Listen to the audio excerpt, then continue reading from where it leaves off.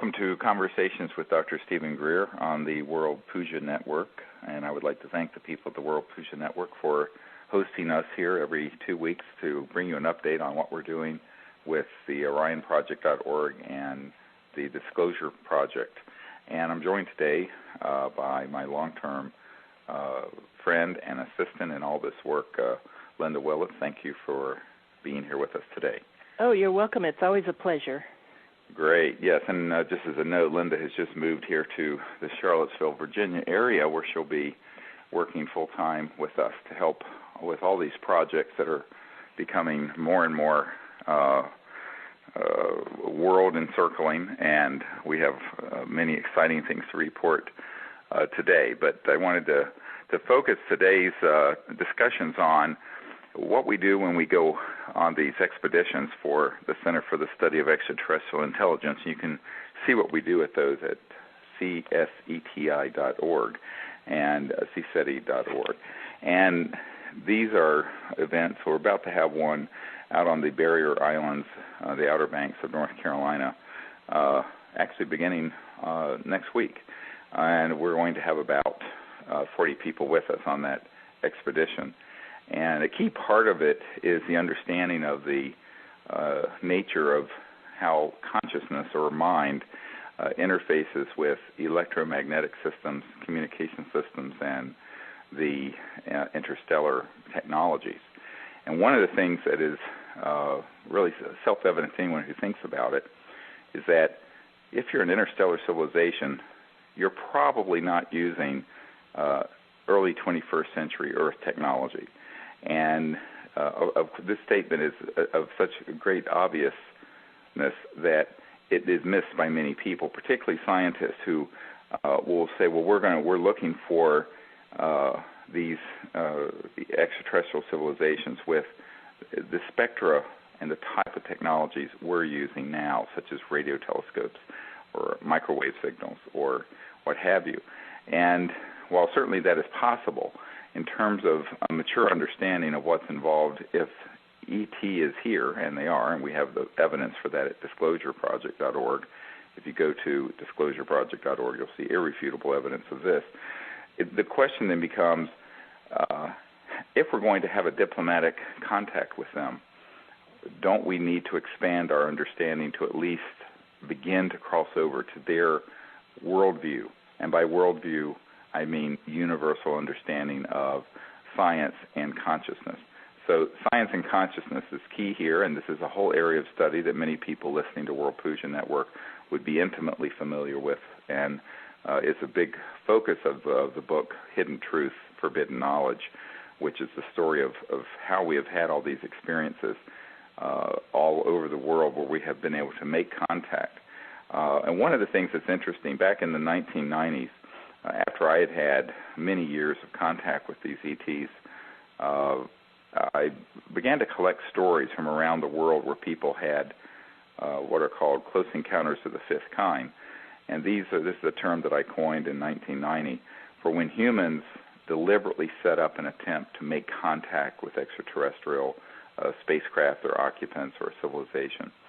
And a close encounter of the fifth kind is very distinct from the other categories, which are really very passive. The other ones are, close encounter of the first kind is a sighting within a certain distance. A close encounter of the second kind is when there's some landing or physical trace, and there are over 4,000 of these.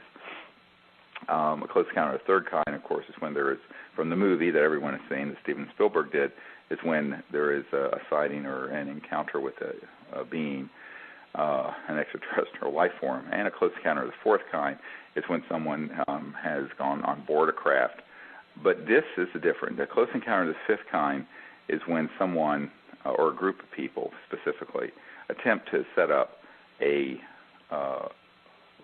deliberate contact for interaction that's mutual and bilateral, as opposed to a passive event that's seen or what have you. And we started this project, the CE5 initiative, we call it, back in 1990. It's now 19 years old.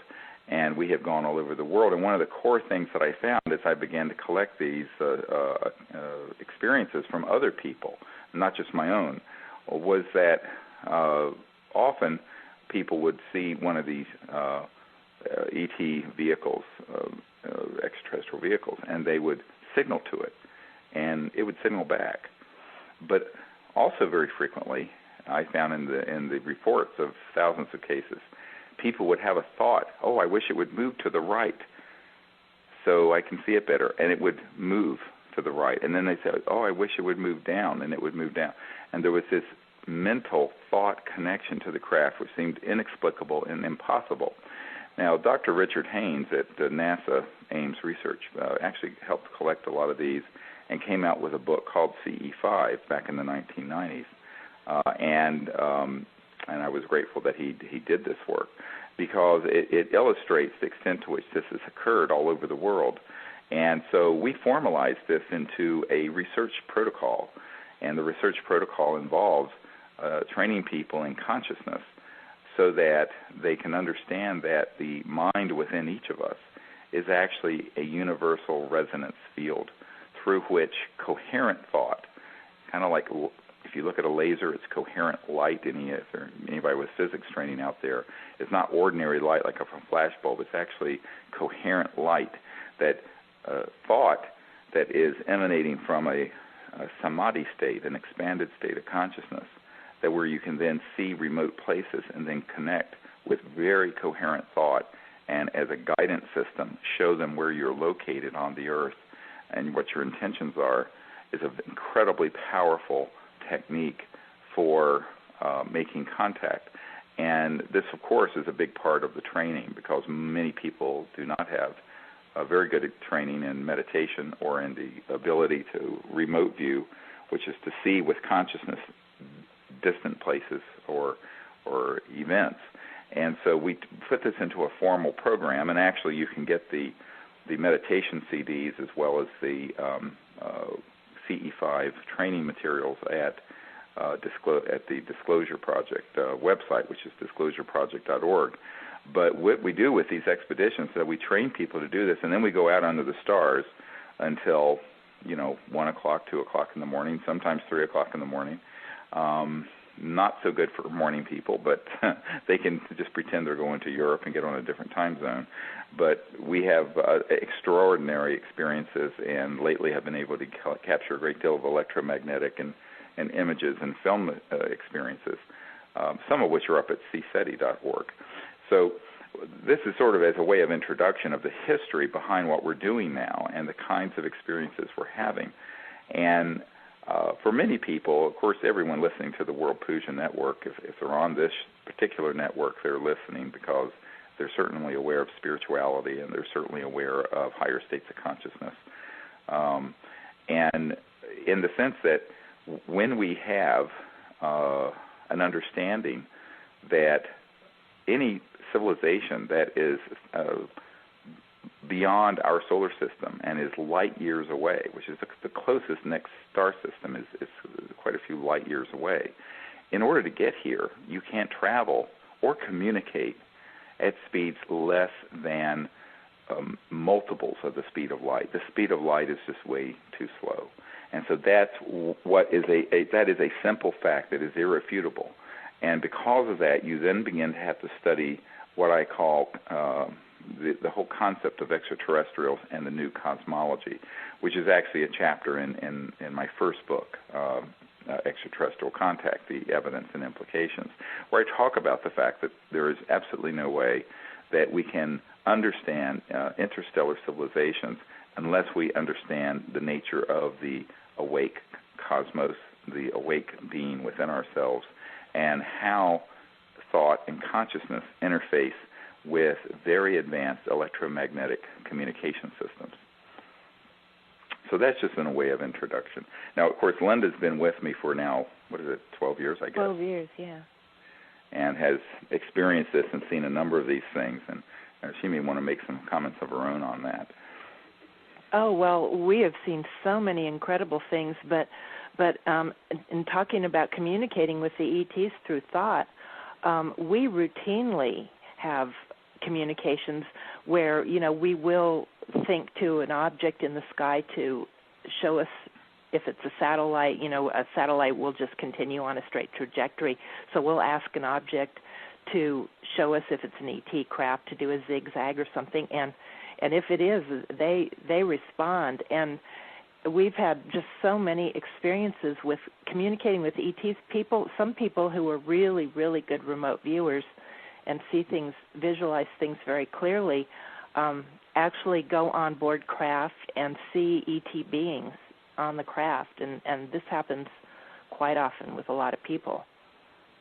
Well, here at our farm in Charlottesville, Virginia, in October, we had over a number of nights an object that set up in the southwest sky.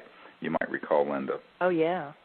And it was signaling with us for an hour or two at a time. And when we would need to take a break, we had a night scope, a fourth-generation night scope hooked to a digital camera on this craft. And as soon as I would say, it's time for us to take a break, it would stop.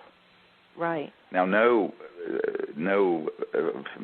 natural object or man-made object is going to do that, and it was literally as soon as the words would come out of my mouth. When we would return from a break and we would make circle, and I would say, well, now let's begin again and begin our meditation, it would begin signaling again. It was so tuned into us, yeah. Yeah, it was absolutely unbelievable. And this happened multiple times. So what's interesting about that, of course, is there were 30 or 40 people who saw it, and we filmed it, but that has become the ordinary. What sounds extraordinary to people, I guess, has become the new norm for CSETI. And I think this is what's wonderful, is that I think the evolution of this is such that in order for us to be able to be interstellar people, we're going to have to come to a new norm.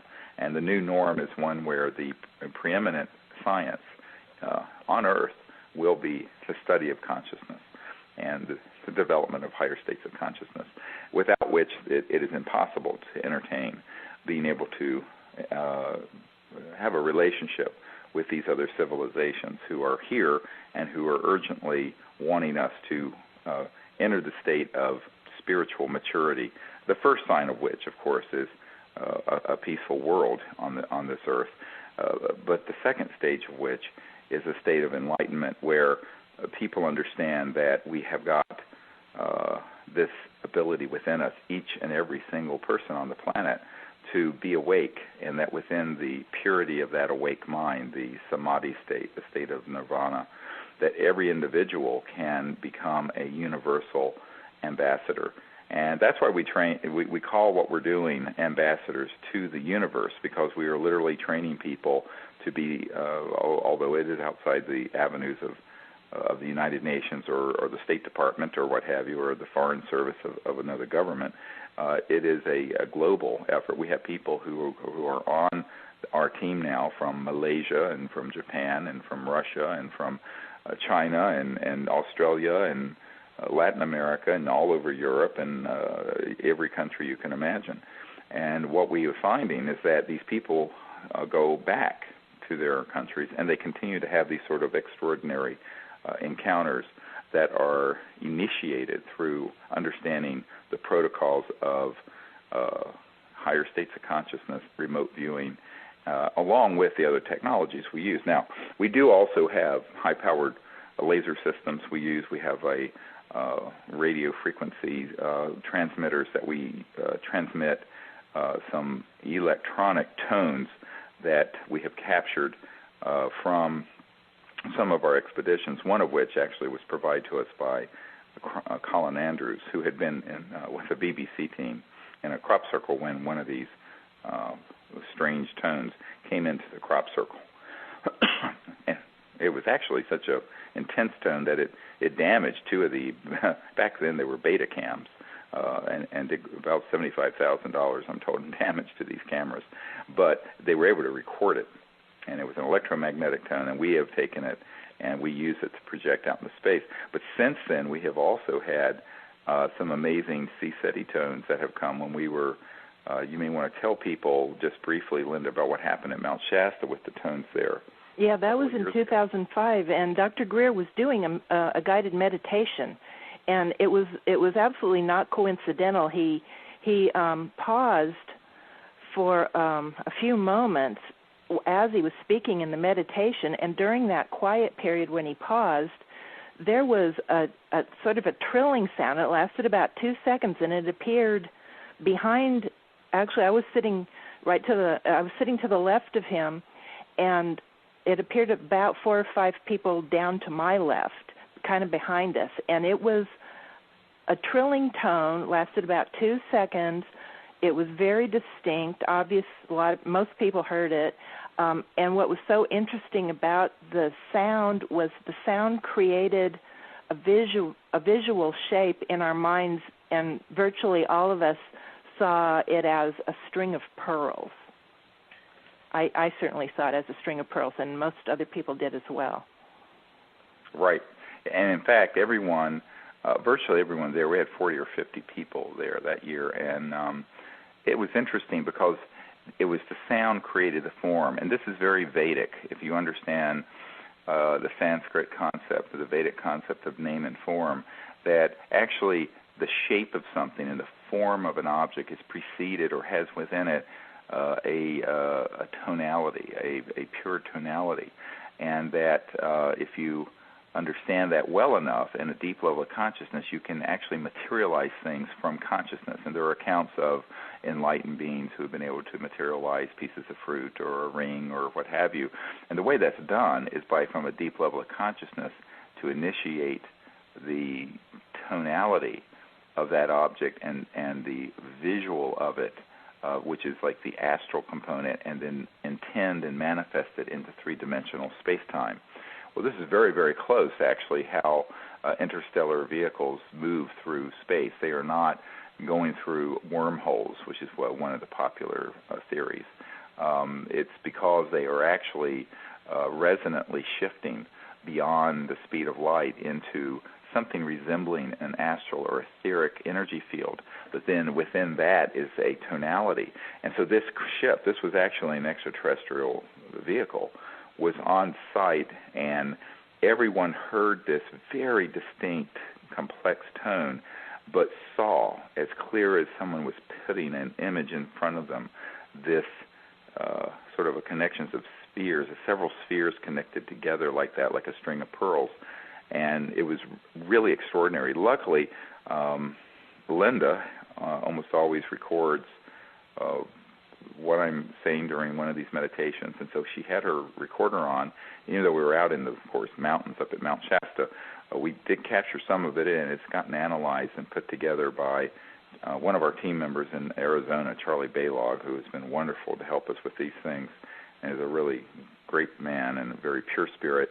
And we now have that, and we are using those as well to transmit back into space. And now, of course, the actual recording of it electronically with a man-made device is a faint, how can I say this? It's a faint shadow, in a sense, of what we experienced, because this was a multi-dimensional tone. It's hard to explain.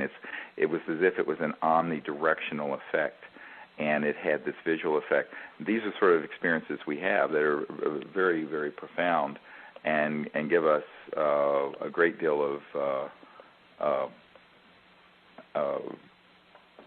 understanding of how extraterrestrial civilizations are materializing from one point in space to another.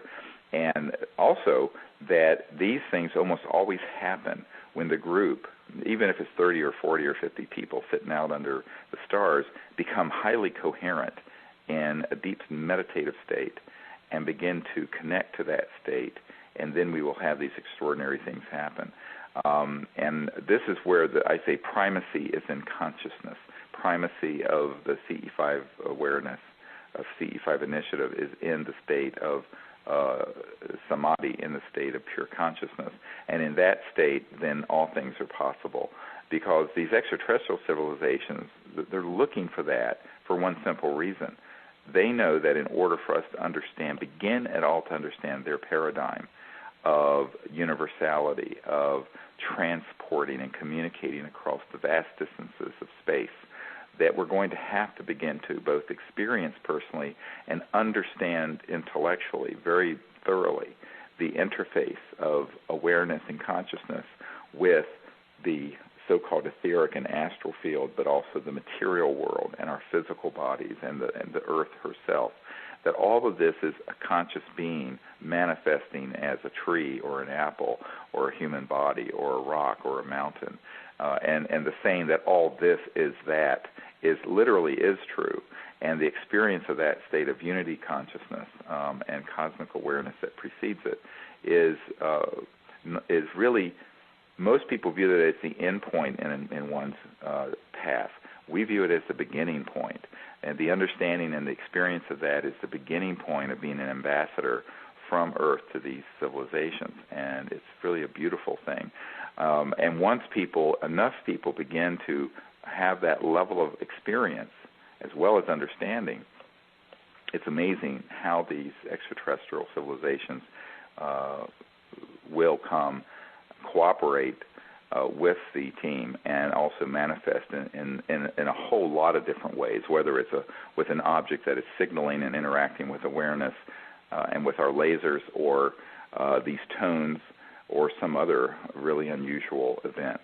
Well, you know, what's really incredible about the trainings is that the ETs actively participate in training us, and so many times they appear in very subtle ways, or they do really unusual but very subtle things, and then they wait until we notice it, and then they'll like, for example, there will be an ET craft, a saucer-shaped craft that's just sort of, it looks like a mist in the distance, and it's very subtle, and as soon as we notice it, they actually will even like dim it down, and kind of to indicate to us that they know that we know that you know, that they know that we saw it.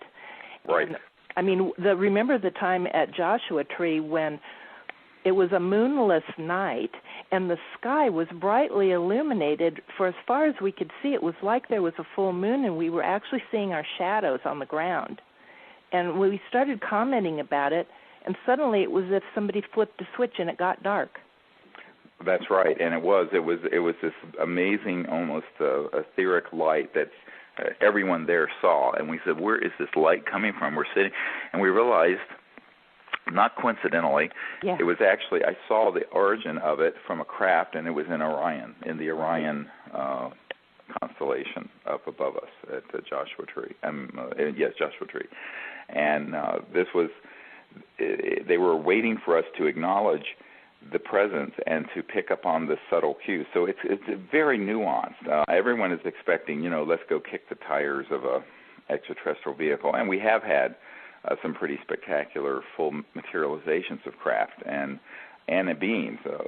Actually, a couple of years ago, we had 4 ET beings that appeared fully materialized outside the circle at Joshua Tree, and was seen by the group.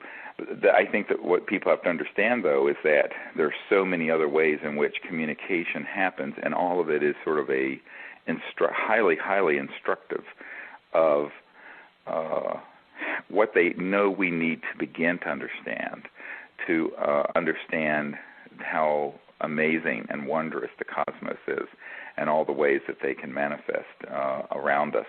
So, and of course people say, well, some of these things sound almost like something that an angelic being and what have you. And I said, well, yes, but angels don't have flying saucers or huge spacecraft that have to move through the sky, although there is certainly a relationship between the level of consciousness of these civilizations and other beings that are highly evolved, that are not material. But when we're talking about these extraterrestrial civilizations, every one of them, the least developed amongst them, would still be at a level of very evolved cosmic awareness. And the reason for that is that they cannot even function through space unless that were so. This reminds me of the conversation I had with when I was meeting with the CIA director back in the 90s, Bill Clinton's first CIA director, about this issue. And they had become quite interested in what was happening because many people in the intelligence community and in government had heard that we had made contact with these vehicles over on the coast of near Pensacola, Florida, on the beach, and there were about, I guess, 30 or 40 people there for a weekend training I was doing, and we'll be doing some of these actually this year around the country that we are now setting up. I hope next time we're speaking with you, we can actually tell you what city we'll be doing this in. But it was a group of people, and it was just really a day-long sort of workshop and training, because I can't always spend an entire week wherever I go.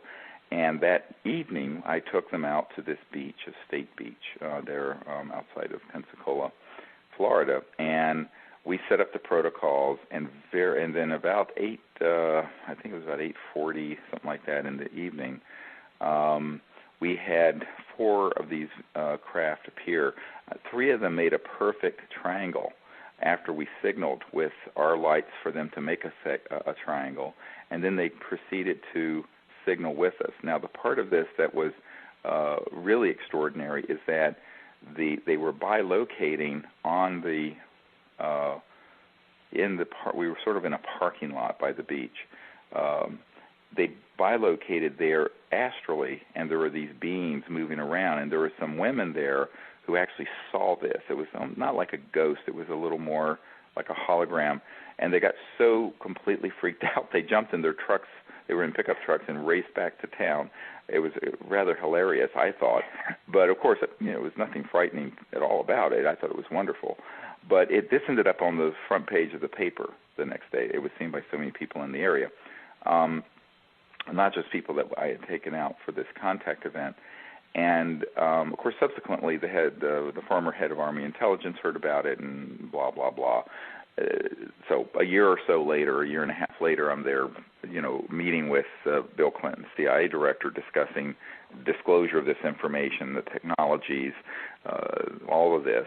And it was a very policy wonkish meeting. I mean, the cover story was a dinner at this townhome in the D.C. area. And this is very funny because I recount this story in my book, Hidden Truth, Forbidden Knowledge, which you can get at disclosureproject.org. But in it, I talk about how, the CIA director and I and this host was the only one who knew we were having this meeting, and the hostess did not know who was coming to dinner, and nor did the wife of the CIA director know who she would be meeting, meaning me. I mean, she knew she was going to be with her husband somewhere at dinner. So this is, of course, very typical of Washington, the spook world, and the guy who set it up, I just went along with this because that's how he wanted to do it. He wanted to be extremely quiet about it, which is okay. And but you can imagine the shock of the hostess who finds out that 2 hours before the meeting is to start that she's going to be making dinner for the Director of Central Intelligence and his wife and this expert on extraterrestrial contact who is coming. So at any rate, it is rather comical, I thought. So anyway, my wife and I went there, and most of the discussions were very much about the secrecy and why the President of the United States and this CIA director who was fairly new were being denied access to the files that deal with this and to the programs that deal with this. And I was explaining to them the illegal and rogue nature of the majestic group that runs these programs. And it was very policy wonk oriented. But at some point during the dinner, because at this point we'd been there an hour or two, I don't know how long, and it was something like that, maybe 2 hours. And the wife of the CIA director, who had been the chief operating officer of the National Academy of Sciences, the most prestigious scientific organization in America, or one of the most. She was there, and it was the wife of the CIA director, Woolsey. And so Dr. Woolsey leaned in and said, well, I'd like to know, how are they communicating across these vast interstellar distances? And, of course, she was smart enough to know that and I began to think to myself, oh, boy, do I tell her the truth and lose all credibility as a scientist, or do I tell her something that sounds like something scientific that you would see on the National Geographic Channel by some, quote, UFO expert, and maintain my credibility. And I decided then and there, and this is back, in the early days of these projects, that I was going, if someone had the insight to ask the question, I was going to tell them the truth. So I said, well, Dr. Woolsey, if you just take our own Milky Way galaxy, the galaxy that our sun and the Earth and our other planets in our solar system are part of, our one galaxy, which is an ordinary-sized galaxy, is about 100,000 light years across. Now, that's the distance a beam of light will cover in 100,000 years, going 186,000 miles every second. It's enormous volume of space. So I said 100,000 light years is our one galaxy. So let's say that in our nearby galactic neighborhood, the sun is here, and somewhere in our nearby galactic neighborhood within our galaxy, 1,000 light years away, which is only 1% of the way through the Milky Way galaxy, if you can visualize that, our one galaxy, of which there are billions, that there's another star system that has an advanced civilization that is visiting the Earth, because at this time in our evolution we are needing some help and we are needing some guidance, and also need to be perhaps contained from becoming a threat to other civilizations at some point, since we're still murdering each other by the millions every year. And so here they are, and they're wanting to communicate from their home planet to their spacecraft at the Earth and back, and for them to say, hello, how are you today, and for the spacecraft at the Earth to say, fine, thank you very much. If they were using AT&T or Sprint or a radio signal like the CSETI project fantasizes about, that would take 2,000 years. 1,000 years for the signal to get here, 1,000 years for the return. Now, 2,000 years for one simple conversation. It's the time since the birth of Christ, for heaven's sakes.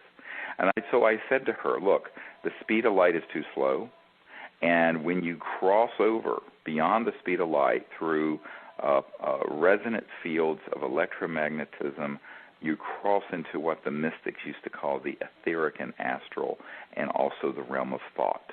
And so that these civilizations actually have electronic devices, and we've seen these. And I actually know people who worked on them, where we have shot these craft down tragically, and they've worked on these, that have very refined electronics that interface directly with thought, as long as it's from an expanded awareness and coherent. And this is an ordinary, like you and I would use our cell phone to call our mother on Mother's Day next month. This is how they communicate. This is very ordinary. And she looked at me, and this is the wife of the CIA director and the chief operating officer of the National Academy of Sciences. And I didn't know if she was going to just break out in laughter and think it was the most ridiculous thing she ever heard. But no, she leaned in and she said, I thought it had to be something like that. That's great. Wonderful experience. And what that said to me is that even in the most hidebound circles of academia, so long as they don't talk about it in polite company, it's a private conversation, you see, people understand these concepts. This is not such a foreign idea, because people do get the concept that we are being visited, and any intelligent discussion about it immediately brings up this issue of, well, if they're here and they're communicating around the cosmos at multiples of light years away, they cannot be using anything as slow as the speed of light. They have to be using things. And so I developed a concept back in 1991 in a paper that ended up getting picked up by McDonnell Douglas and Boeing and Lockheed and the CIA director and some other folks. And it was talking about technology-assisted consciousness and consciousness-assisted technologies. And the technology-assisted consciousness would be where there is a device that assists the awareness in the transmission of thought or remote viewing and what have you. And a consciousness-assisted technology would be where you would actually interface with a device to cause it to do something. and it flows both ways. And these civilizations that are visiting here have very well developed sciences and technologies that interface with consciousness and thought at that level of precision. And this is what people have to understand. This is the first thing they have to understand when they're going to come out to one of these expeditions, which, you are all invited to do this at some point, or to perhaps come to one of these shorter workshops that we'll be putting up on our website soon. We're working right now to develop those.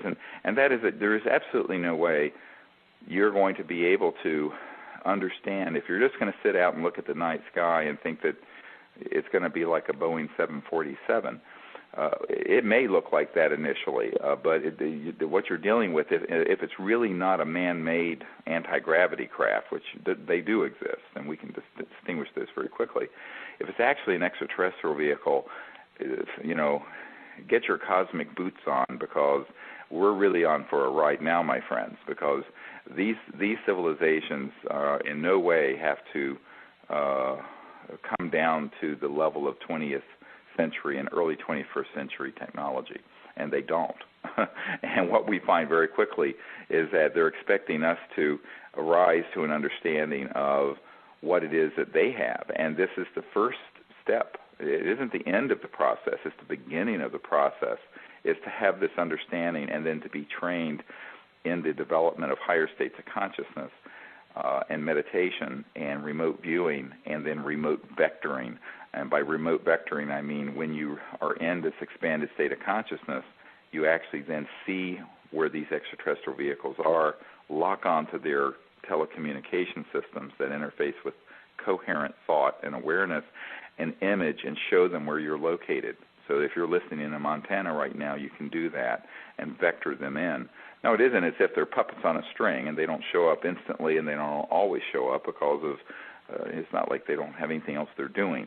But the invitation can be made, and if it's made in a spirit of pure-heartedness, of peace, of universal awareness, you'll be surprised how many times contact will be occurring. So that is what we train people to do. And, of course, when you do this for an entire week, it's really a wonderful experience for a group, and that's what we'll be doing next week out on the beautiful ocean of the Outer Banks, and along with the Atlantic bottlenose dolphins who come alongside us all the time. And we were there the last couple of years, and we've had these big schools of dolphins that come along, and it's just an amazing experience.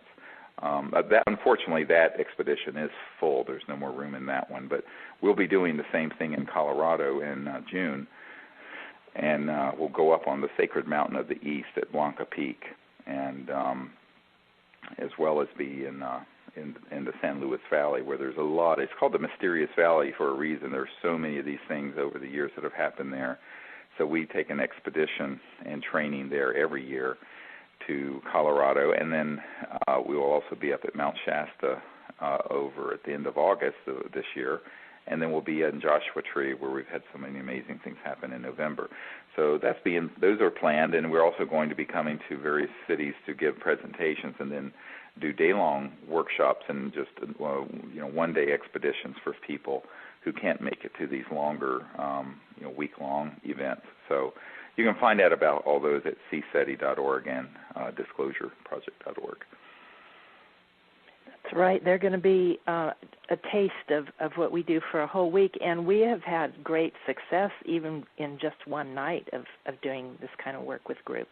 Oh yeah, I can honestly say that I cannot remember a time where we have done this where we have not had some kind of sighting and contact and experience that's been amazing. And even if it has been, like I mentioned, even from the early days in Florida, where we did this one-day workshop and then went out that evening, and we had we had this event that ended up being on the front pages of the paper. But only that, but we had these craft that appeared, and then these beings that were moving around in the parking lot in the etheric, sort of almost like a hologram that was sensed by not everyone, but quite a few of the people felt it and then saw some of it. And most of the people were okay with it. There were a couple people who I think were really thought that this was what they call in the UFO subculture, quote, a sky watch, where you just passively watch the sky and see if something happens, and if it does, it's at some distance. This is a big order of magnitude past that, because this is where we're actually inviting them to make contact, and in fact they do. And on virtually every one of these week-long expeditions, we've actually had at least one, if not most of the people in the group at some point physically touched at some point by an ET being that appears very quickly and touches them.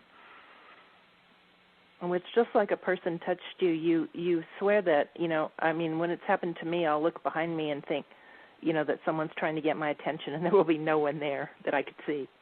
Right. That's very distinct. And a lot of people say, well, why don't they just fully materialize and stay for a prolonged period? And I say, well, maybe they're trying to teach us some other things, or for security reasons. One of the things that has become very clear is that as we've gone from the 50s to the 90s to 2009, these rogue military programs have really become insanely violent, and with increasingly sophisticated technologies have targeted these extraterrestrial spacecraft when they're fully materialized. And this is why one of the things we always ask is that they do whatever is safe and appropriate for that time and place. We never try, it's a very mutual, peaceful, non-insistent process. It isn't this thing, damn it, you better come, I'm here and I'm getting cold and I'm outside, or that kind of thing.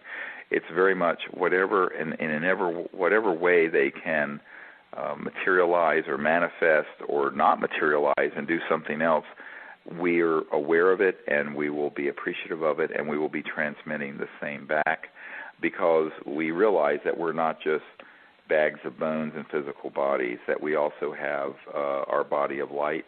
We also have within us the spark of our individuality, and then within that, the conscious light that is the single light of awareness.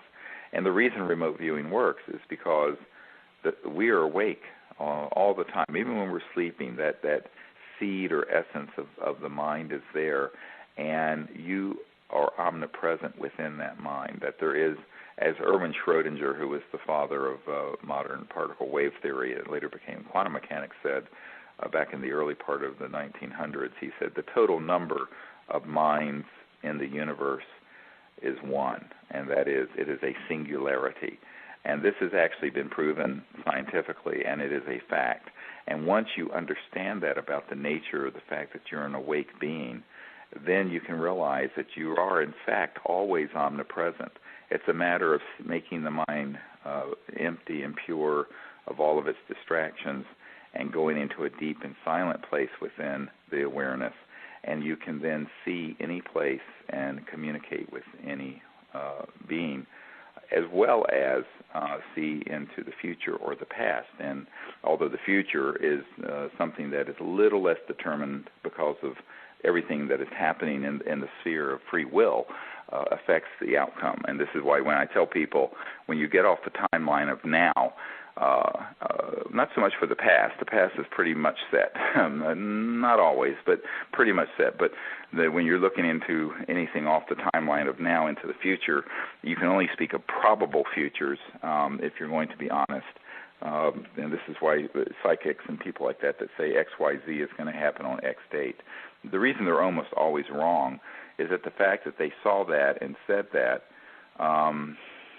is something that creates a serious problem in terms of it actually being fulfilled in quite that literal way. And that is the actions and thoughts that result from such an observation do affect the event itself. And this is why when you're talking about the future, you have to think of probable futures. But we do that as well. We train people. For example, one of the assignments that I give to people each afternoon and evening is that in dream time and also during the meditation in the afternoon is to go into this deep meditation and then move off of the timeline of the now and to remote view what would happen that night or what's going to be happening that week. so that people begin to get a sense and a feel to prepare themselves. And then we gather in a circle, and we ask everyone to share that without any ego attachment. Just put it out there as if it belongs to everyone once the words are spoken. And it's amazing how many people will start at the beginning of an evening and say, well, I did the meditation and I went into this deep state of consciousness and I saw whatever, a big sphere appearing in the zenith at around 10:30. And sure enough, something like that will in fact happen. So that everyone will see. So what's interesting is that you can do this also to begin to be what I call a seer, where you can see and get the sense of things that are possible into the future. But again, a little bit of humility requires that one speak of it in terms of not a certainty, but it's a possible future or a probable future. And some are more probable than others when you get what I call a hit, this kind of a clear hit. And there's a certain quality to that. And one of the things about this training program for remote viewing and meditation and contact that we do that's very self-reinforcing is that once you do it and you get an accurate perception and then the event happens, it then increases your confidence that it's possible and that you can do it. And with that increased hope and confidence and positivity, it creates a positive feedback loop where you then can do it more and more and more. And this is true of everything in our lives. If you sit around saying, oh, I can't do it, and poor little me, and I can't do this, and I can't do that, well, you're not. You're going to fail at everything you try to do. If the power of positive thinking really is a reality and has been studied, and that if you then begin to have some experience that indicates this is possible, and you give that amount of positive energy to it, in fact, it will be possible. And so this is another part of the dynamic in the training that people have to understand, is that one has to step into this sort of flow of awareness and know that it's possible. And when you know it's possible, it will be. And once it begins to happen, then there's this exponential growth curve that happens, because you realize, my God, this is really very simple. And it is. It's an amazingly simple thing to do. And the reason it is, and everyone makes it very complicated, the reason it's very simple is that everyone listening right now is awake. And you can train, and this is what we train people to do, is to be awake and just aware of the awareness, and then deeply aware of the awareness, and then awaken within that silent mind the aspect of the unbounded consciousness that's folded within us, and then begin to see remote places and if necessary, deep space or another planet, and connect to these civilizations, and then turn it around to not just a remote viewing that's passive, but an active vector. And we train people to then actively vector, show how to get from where you're sensing in space you are right into the Earth, right into where the site is that our contact team is operating. And it's a very specific protocol from a very coherent level of thought and deep consciousness. And this is really what is the central thing that we share and teach over the course of the week. And it's a wonderful experience that we guide people through. And interestingly, about a year and a half ago, I did one of these up in Canada and in Bromont in Quebec. And some of the people who were there actually took it upon themselves after, and this was just one of these weekend retreats, to try and do this on their own. So they went up to Lac Edouard, which is in the northern Quebec, going north of Montreal, and they immediately had an amazing contact, very material, full craft overhead. And one of the people who was there began to have this amazing effect. He had this sort of a cosmic consciousness experience in contact with one of the beings. And then when he would be in a darkened room, he would see that there was like a star chart of lights on his skin. It was beautiful. And we call him our star guy. And he's quite shy and embarrassed about it. But, if you take him into a dark room and put a black light, you'll see these specific star fields that have appeared on him. It's just amazing the things that are happening. But and this was a group that continued to do this from just a weekend training. And so I tell people that, it isn't as if this is this is the birthright of every human being, to be awake and to be a child of the cosmos, and that's how we need to. If we view ourselves as children of the cosmos and know that we are, then we will be, and that's so much of what this is about. I think one of the keys to this is that most people don't even consider that we have these capabilities, so we don't even think about it. And suddenly, when on these trainings, when it's brought to our knowledge that we can do remote viewing, or that we can train ourselves to see subtle things which would appear to be invisible to most people who aren't trained to look for them, you're just amazed and delighted at these new capabilities that you have. And then it's really empowering when you go forward into life, because you can use these things in your daily life as well. Yeah. Oh, yeah. And in fact, I tell a few stories. Those of you who've gotten Hidden Truth, Forbidden Knowledge, I tell some stories of, being in the emergency department. I'm a trauma doctor, and it has a lot of practical applications. There was a man that came in who had it was flu season, and he came in complaining that he had the flu, and the nurses put him in a regular medical room, and he was, he'd been nauseated and fever and chills and, the usual, how you feel when you have the flu. And I walked into the room, and he had no other neurological complaints at all, but I looked at him, and I thought, I immediately saw or felt, and this is, people say you're like a golden retriever, because golden retrievers are trained to sense things like this. But I looked at this man, and I said, my God, he's got a brain tumor. And I examined him, and he had no findings of a brain tumor, like one pupil bigger than the other, or any neurological deficits or anything.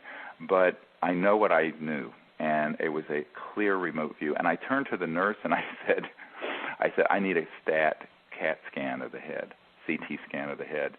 And the nurse said, well, Dr. Greer, she was from North Carolina, said, Dr. Greer, he's only got the flu. And I said, just do it. Don't, just the nice thing about that is that, if we'd had to go through a HMO or something, it would have been denied.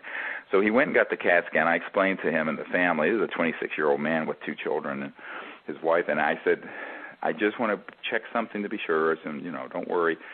Sure enough, he had this enormous brain tumor, and it was a very bizarre distribution. It wasn't affecting anything neurological, except it had gotten so big that it was, and its distribution, it was pushing the brain stem down through the foramen magnum, the opening where the brain stem is, and it was pressing on the areas of the brain stem and midbrain that control temperature, nausea and vomiting, all of that.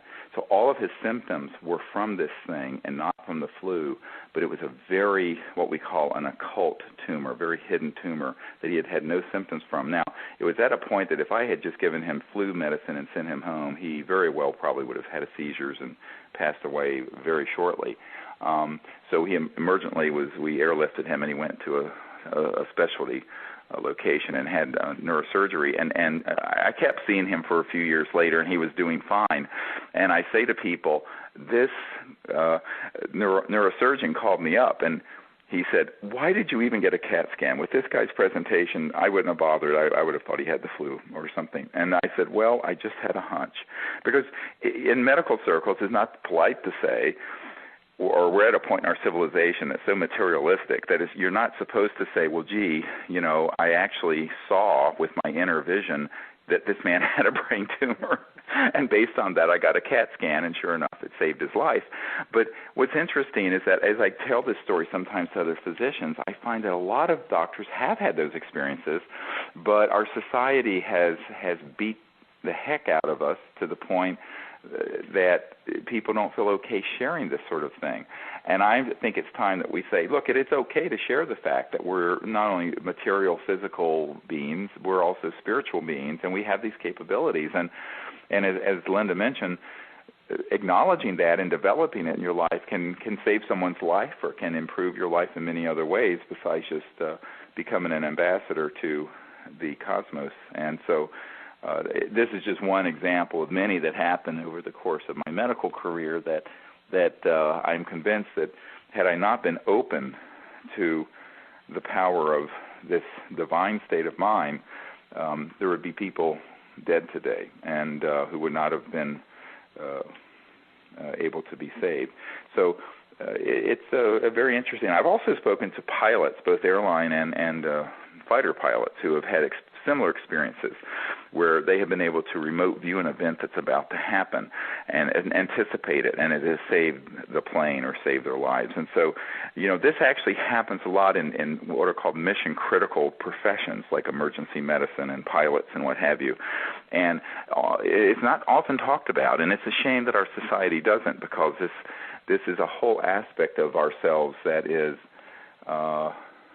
really, really important to take out, to let come out and develop, that we have suppressed, that our society, our educational system and everything has really made it so it's not okay to talk about these things, and we need to make it okay again. And when we're talking about communicating with these civilizations who are interstellar, if they're advanced, my friends, enough to go through interstellar distances at multiples of the speed of light, believe me, this is their normal overall paradigm. This is their new norm. And so my suggestion is that this should be our new norm, is owning cosmic awareness and the ability to be a seer and to remote view and to make contact and to create universal peace on this planet, because this is the time for it. That's right.